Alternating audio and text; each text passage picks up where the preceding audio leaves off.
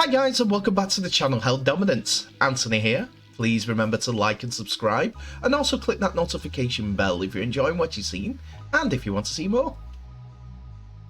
Coming up in today's episode, we have highlights from the Huddersfield Giants vs Wigan Warriors game on Thursday night. And we have the announcement of Super League and RFL's partnership with IMG. Before we go into the Super League highlights, we have found out that Super League Europe and the Rugby Football League have announced a new 12-year strategic partnership with IMG, a global leader in sports, events, management and fashion owned by Endeavour, to reimagine Rugby League and its competitions in the UK. The agreement follows the recent decision for the RFL and the Super League to realign and form a new joint venture company. IMG has assembled a team of experts across its media, business and the Endeavour network to work with the newly combined entity on strategic repositioning the sport to maximise its commercial potential for long-term growth. Also build deeper relationships with fans and attract a new audience as well. The agency will focus on competition restructuring, content production and innovation, as well as domestic and international distribution of media rights, digital transformation powered by IMG's digital sports arm 7 League, and brand strategic delivered by Endeavour's culture marketing agency 16/90, as well as streaming through Endeavour's OTT platform Endeavour Streaming. A lot there, but a good partnership if it all works together. As part of a second phase of work, IMG will also provide data collection and data-driven product development, including sports betting products and streaming rights via its sports data and technology business partners, IMG Arena. There were 3 statements given on this. First of all, Acting Super League Chairman Ken Davies said over the last 18 months, Super League has focused on analysing and defining the future of the competition, with 2 key elements being identified. These were the growth of commercial revenues in alignment with the RFL, and the other was to find a strategic partner. We consulted widely on our strategic partner to find someone who bought into our vision for Super League competition and the sport of rugby league as a whole. In IMG, we have a world-renowned partner that has all the requisite strengths to ensure the sport's continued growth and development. In recent years, an immense amount of work has gone on and initially protecting the sport through the pandemic and setting it on a course for real growth. The governance realignment was key to the prerequisite to attracting a partnership such as this, said Simon Johnson, the chairman of the Rugby Football League. IMG is a global giant in sports and entertainment industry, and this alliance is fantastically exciting for our future. Coupled with our men's, women's wheelchair World Cups, which are set for the autumn on home soil, I have no doubt that 2022 will prove to be a watershed year in the history of Rugby League, and the announcement will be the cornerstone of future success. Adam Kelly, the co-president of media and events at IMG, said Rugby League is loved for its thrilling, fast-paced action, and we see tremendous potential to further energise the sport and its competitions in the UK, engaging with fans on a deeper level and drive long-term growth. We're excited to embark on this long-term partnership with the RFL and Super League and look forward to utilising IMG and Endeavour's unparalleled expertise, experience and global network to create and add value for Rugby League and its commercial partners. So what do we know about IMG? Well, they're an international management group, which their name stands for, and are a global sports and events company which are based in New York City. There are divisions all across the cultural world, from sports to fashion and modelling, with rugby league the latest in sport to join their significant portfolio. Their notable partnerships come in the world of football. They have significant commercial and rights deals with major tournaments including FIFA World Cup and UEFA Champions League, two of the biggest sporting events on the planet. They also distribute the world feed for the Premier League globally, with the exception of the United States.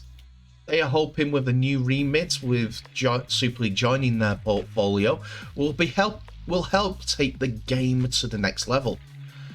They have got an experience of the sporting world to seek out new audiences and new commercial opportunities for the game. That may otherwise they've not been able to procure in the past. They will look at everything from the competition restructuring, its digital image, and how the sport production innovated content. In producing innovative content, should I say. They'll also look at the way that Rugby League distributes its media rights in a closer details and how it can attract the best broadcast deals possible for all of its competitions and domestic events. So there's no short-term, shall we say, restructuring plans in place or anything that will be done before 2023. This means promotion and relegation will stay in place as planned between Super League and Championship, and the bottom side of the Super League will be relegated no matter what IMG do over the coming months. The following years, however, provide less certainty, but no less certainty than if the strategic partner deal had not been agreed. It's not a private equity firm, even though Super League, it's not private equity deal, should I say, as Super League clubs explored the possibility to following Rara's in selling some of its stake to the private equity firm, but that ultimately failed to materialise. The company involved in the deal, Novalpina, failed to strike a deal and talks quickly fell away. The likes of St. Helens chairman Eamon McManus were vocal in the belief a private equity firm was not the way to forward for Rugby League, which led to the decision from the game's power brokers that a strategic partner was a better direction to go. So it is understood that IMG will get a slice of future profits and revenues which come into the game from now on. So, with the belief in being that their experience will open doors to Rugby League which have been previously unable to get through. So they're not in it for charity or just because of the love of the sport, they're in it to make money. Expect some decent deals, but also Rugby League to cut its cloth accordingly so that both sides can get the most until these new deals come into play. As more money flows into the game, IMG will take their cut and will ensure the whole game have the opportunity to make more money through commercial deals, as I said. They have not purchased any controlling stake in the part of the sport, as private equity deal would have been done otherwise. They're not quite in charge of all the commercial interests. They will oversee and advise on all aspects of the sports commercial arm moving forward, including marketing, events, and rights distribution. That will be managed by the new Rugby League Commercial Party, which has been formed as part of the realignment between the Super League and Rugby Football League. So they've got a commercial entity now, Rugby League, to go a bit more professional. 26 years in the making. The board will, as we've mentioned in the previous episode, will be made up of 5 people that'll be in charge of this commercial decisions for Super League and Rugby League. 2 representatives from the Super League, 2 from the RFL, and an independent chair. So if any vote is tied between the two parties, the chairman can break the tie, shall we say that. There's every chance that IMG could join the board, but at present, they will simply oversee operations and advise the sport where possible. The partnership has already begun officially. Rugby League Live has been told by that IMG have already conducted interviews with key players in rugby league to try and discover the state of play, with a full audit of sports operations now likely to roll forward at pace, given the heads of terms have been signed off on and that the partnership has been announced. There will then be led to a more formal, longer contract signing down the line. So it's been announced, it's a positive, but where this leads for rugby league, we don't know. We can be more than likely saying that they'll be involved in some of the decision making when it comes to rule changes for Super League and the RFL. Whether they follow the NRL's lead in the rule stake, they will probably have a committee and a group over a pre-season or the season before making such decisions. Tell me in the comments how you would like to see rugby league realigned. I'd like to see 16 teams. 16 teams, one up, one down, but to begin with, 16 teams must be chosen by franchise. Doesn't matter what level of the club are. If they get promoted, they stay there. If they get relegated, they go down and try again next year. Still open door, but a franchise 16 team option for a different regional span, you might see more clubs. It may be out there. You might see more supporters if you distribute where the sport is. That's my opinion. You tell me you're different in opinion. I'd like to hear it.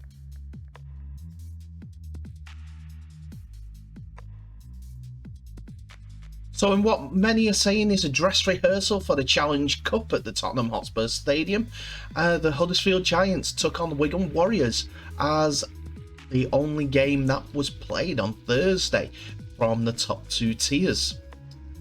Both sides made a lot of changes to come into this Super League game, but both sides are looking to make an impression to move further up the league, as Wigan could go top, with Huddersfield getting back on parity with Wigan if they get the win.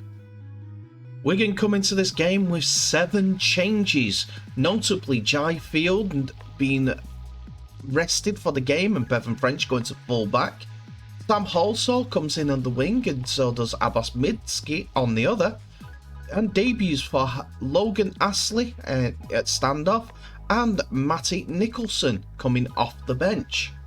For the Giants, they made 2 changes in the backs, with Jake Wardle and Ash Goulding coming in for Jermaine McGilvray and Leroy Cudjoe. Ash Goulding coming off the bench instead from the Challenge Cup semi-final, but it's in the forward where there were big changes, as those that missed out in the semi-final are drafted into the squad. The likes of Adam O'Brien, Sam Hewitt, Jack Ashworth and Matty English all start, while Michael Lawrence and Nathan Mason are on the bench.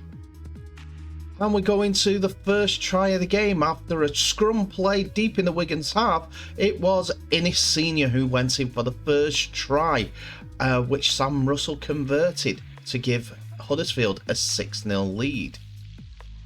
A second look at this shows the ball being moved brilliantly and to create the overlap from Tuilala here. Huddersfield almost went in again, but a desperation dive from Bevan French stops Innes Senior from scoring, judged to be out into touch rather than getting the ball down.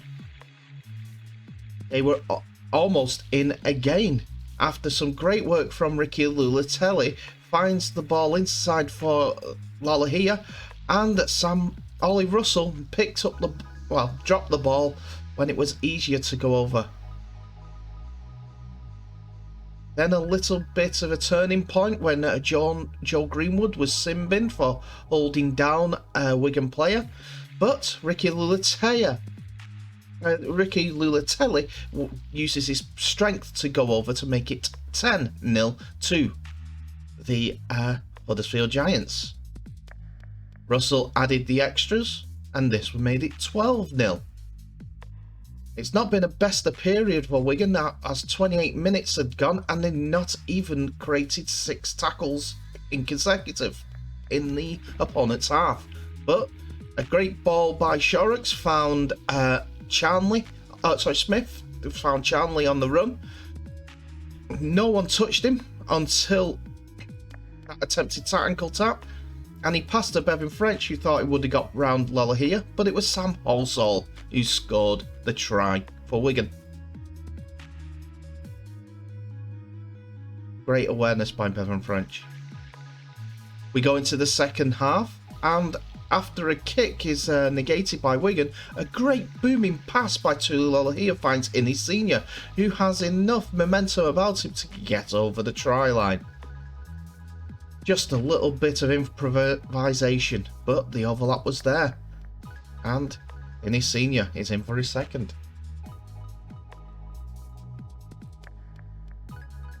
Great ball.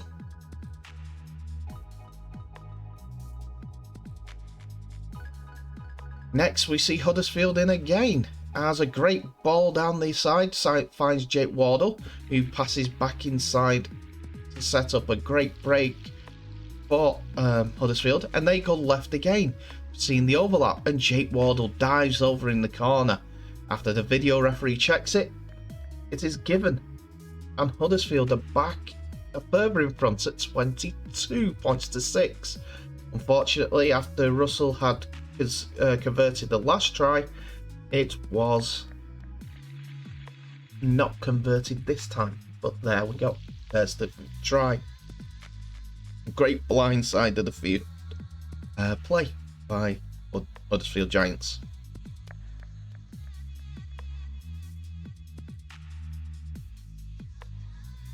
There's the decision. Wigan started to get some ball and possession, and it was Sam Halsall who got on the overlap to score his second try of the game, which was made 6 points due to Harry Smith's conversion. Just a blindside play, Harry Smith going through the hands to Ian Thornley, whose quick turn and pass to Halsall finds a bit of gap. But what was recovered off a bad letting the ball bounce all night Huddersfield, Abbas Mitski finds debutant Nicholson on his inside after recovering the ball from this high kick, and it was a try for the youngster on debut. Wigan's got closer into it, it was 22-16, but it didn't last long after Sam Hewitt followed up a nice little Farge grubber in the line to extend the Huddersfield lead to 26 points to 16.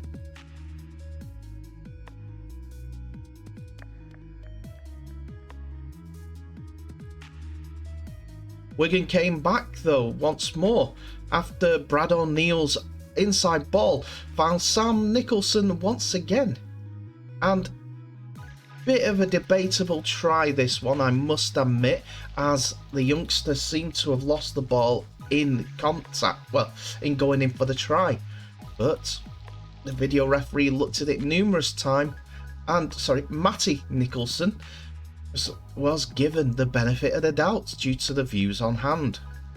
I thought it wasn't a try to myself, but Huddersfield had the last say.